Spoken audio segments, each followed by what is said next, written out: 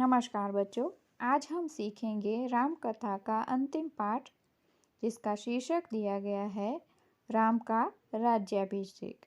नाम से ही हमें पता चल रहा है कि इस पाठ के अंदर श्री राम के राजा बनने का वर्णन होगा।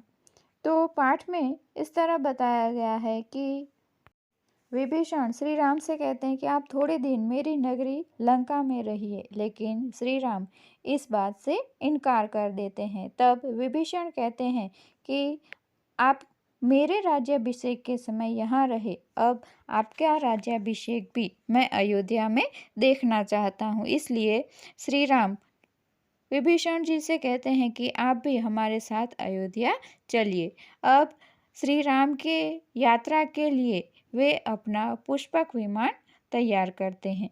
तो आपका पहला प्रश्न होगा, श्री राम की यात्रा के लिए विभीषण ने कौन सा विमान तैयार किया? तो जवाब लिखेंगे पुष्पक विमान। अब सभी पुष्पक विमान में बैठकर अयोध्या की ओर चलते हैं।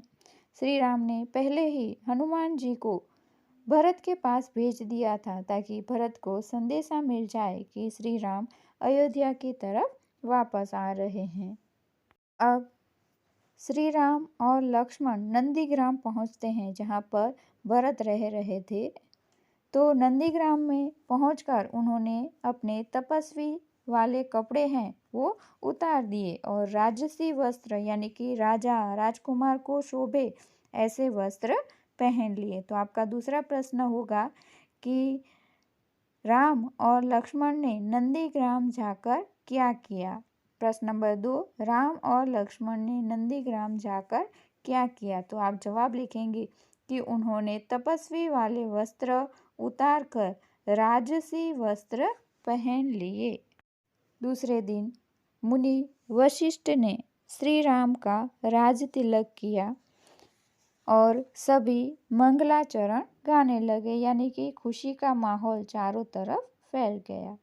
अयोध्या पहुंचने पर श्री राम ने पुष्पक विमान कुबेर के पास भिजवा दिया, क्योंकि वह विमान कुबेर का ही था और रावण ने छल से वह विमान उससे छीन लिया था। तो आपका तीसरा प्रश्न होगा, पुष्पक विमान किसका था और श्री राम ने किसके पास उसे वापस भेज दिया? तो आपका जवाब होगा, पुष्पक विमान कुबेर का था और श्री राम ने कुबेर के पास ही उसे वापस भिजवा दिया।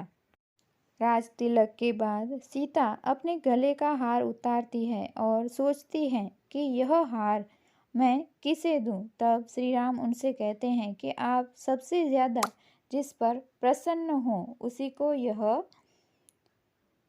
हार दे दीजिए। तब सीता अपने गले का हार हनुमान जी को भेंट कर देती है।